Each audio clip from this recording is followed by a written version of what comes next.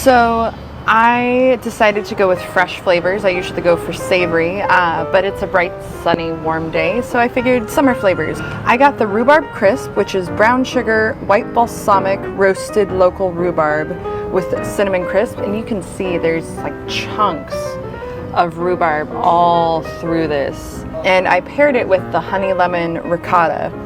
Apparently the name says it all. All right, so we're gonna try this rhubarb first.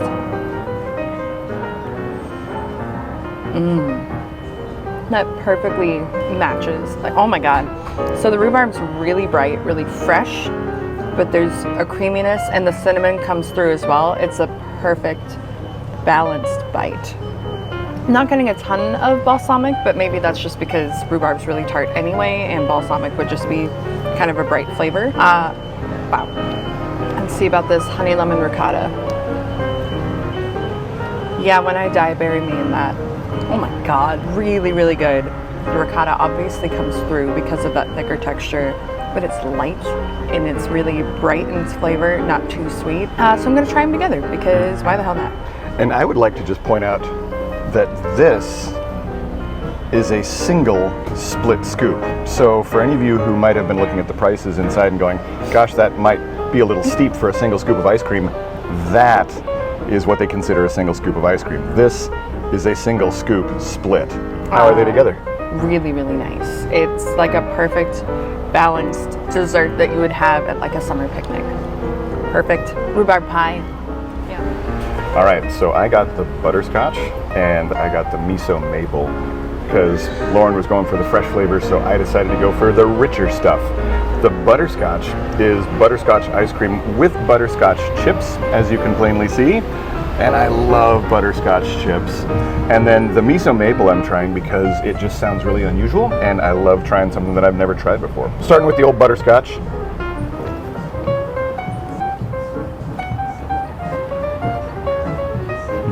Apparently you like it. Like 6-year-old me is so happy right now. Every now and then Mom would make chocolate chip cookies, but she'd throw in butterscotch chips. And it's just such a childhood happy memory flavor for me. Yeah, there is nothing wrong with that. Miso maple, let's see what that's all about.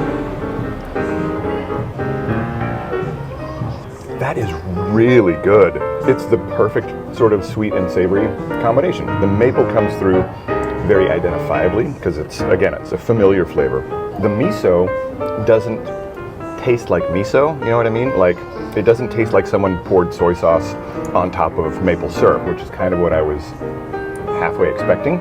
It does what miso and soy is meant to do, which is it's just an umami bomb. And those two combined, it's amazing. So, like Lauren, I want to see if I can do a little combo spoonful here.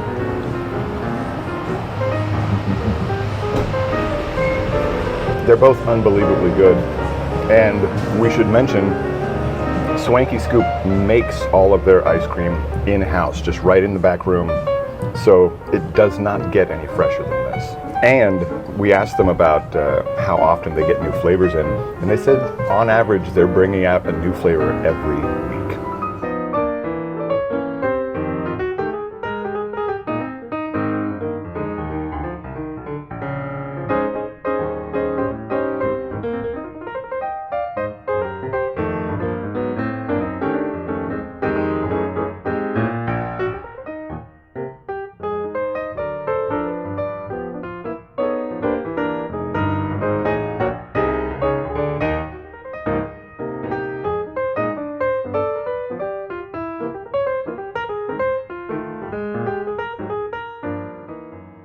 So we are at Dandy Dogs, which is a local favorite in the Bothell Woodinville area.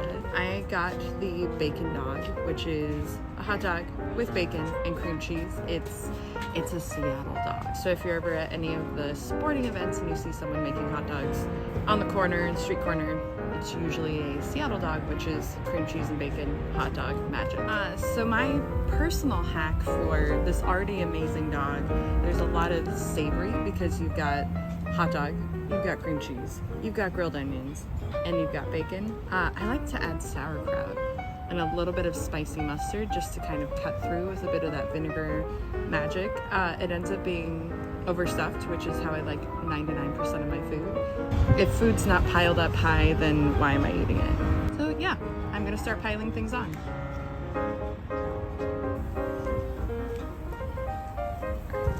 Alright, and for those of you who know how to eat tacos properly, hot dog rules are the same as taco rules. The hot dog doesn't move, the taco doesn't move, your face moves.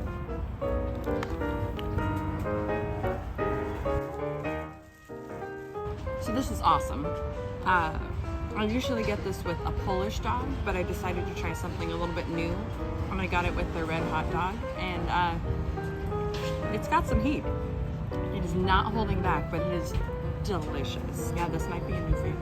So I got a bratwurst with bacon and cheddar cheese. And one of the things that makes Dandy Dogs kind of stand out is all of the dogs are grilled and all of the buns are toasted. I think we all know that a toasted bun, whether it's for a hamburger or a hot dog or what have you, always boosts the flavor in the best possible way. So I'm gonna plow in, and I'll probably add some sauerkraut to it myself. Maybe not, I don't know.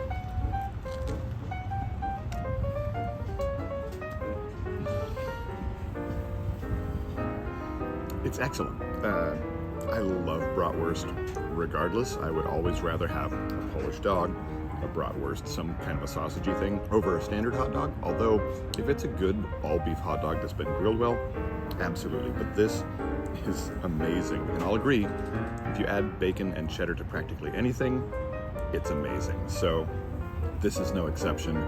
This is one of the reasons that Lauren and I love to come to Dandy Dogs. We're supporting a local business for one thing, but it's just really good.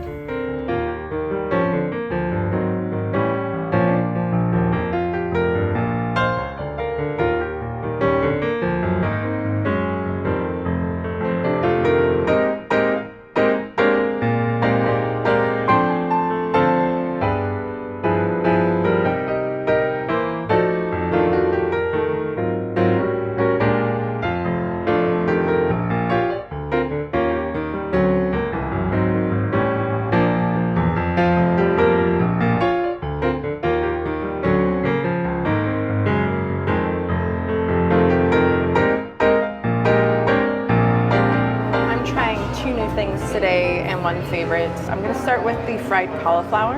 I always like to try a veggie option. I am by no means a vegetarian, but it's nice to diversify. This is one of their seasonal ones as well, so I always try one of their seasonal ones because they've always been incredible.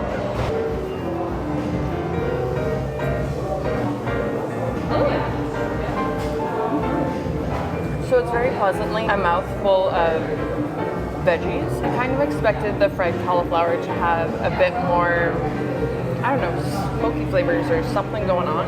So the cauliflower itself has very little flavor, but all the toppings do, and the sauce does, so delicious. I think I would probably order a different vegetarian option. One of the things you won't see us try today is their queso, which is killer. It is so good, but I don't think we'd have room for 3 tacos each and queso.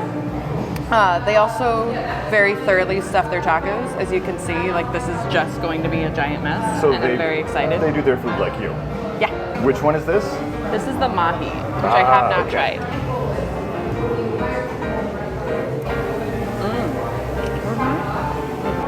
I hadn't tried this yet, and I had kind of asked, you know, should I get this or that? And she had said it's got a little bit of spice, so tried the mahi.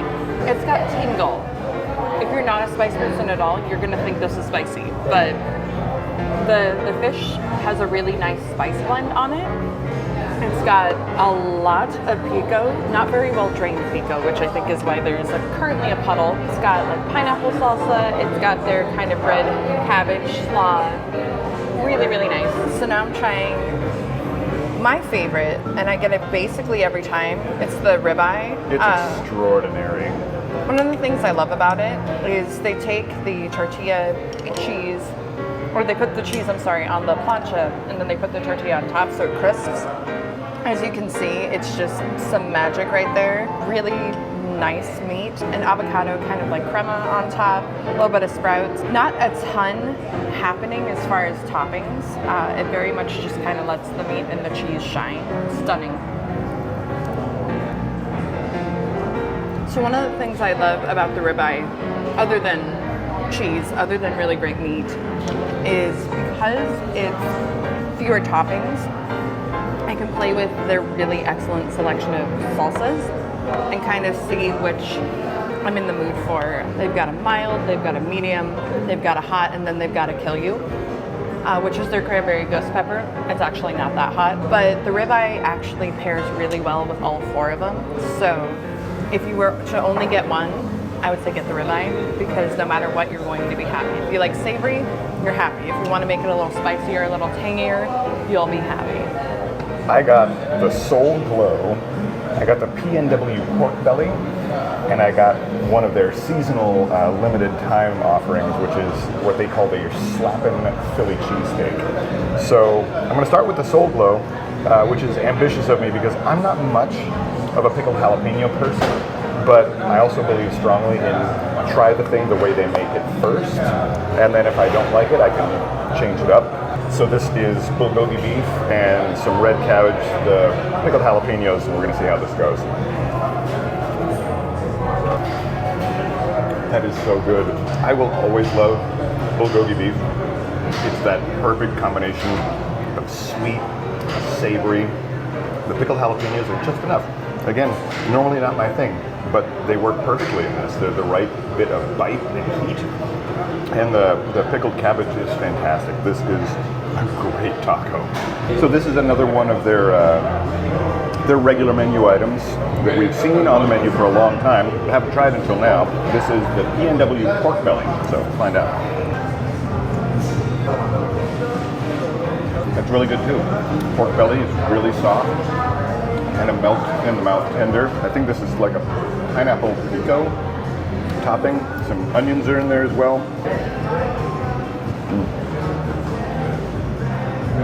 And so my third is one of their seasonals. This is their Slappin' Philly taco. So it's their riff on a cheesesteak made in a taco form. They apparently had this before and it was so popular they have now brought it back. So that was reason enough for me to give it a try. That is surprising. It's good. Don't get me wrong. And you can see there's a lot of beef in there. Mostly what I'm getting is very tender, mild beef, a whole lot of delicious grilled onions, not a lot of cheese. That doesn't seem to be the star of this particular thing, but it is very good. It doesn't have the same kind of punch you in the face flavors as the other two, but I'm kind of okay with that, so that there's a little bit of balance on my plate or in my tray, I suppose. But it's very good too. So we just finished up here at Lifted Taco, and we did what we kind of always do, which is we eat half of each other's food, because that way we get to try everything. And usually get one favorite and try one or two new things. And one of those is usually one of the seasonal options. And there's usually 2 or 3. So we get to try most of the new seasonal stuff. Yeah, it turns out that basically everything there was at least good. Yeah. If not very good, if not extraordinarily good. The ribeye is always a solid choice. It's the number one. When we first came, I don't know, a year and a half, 2 years ago, we had asked, what do we get? Tell us what to order. And they said the ribeye is number 1, hands down. Number 2 is the McFly chicken, which is, I would say that is their second best. Yeah, number 2 for a reason. And then their third, they said, was either the Alaska fish or the shroom.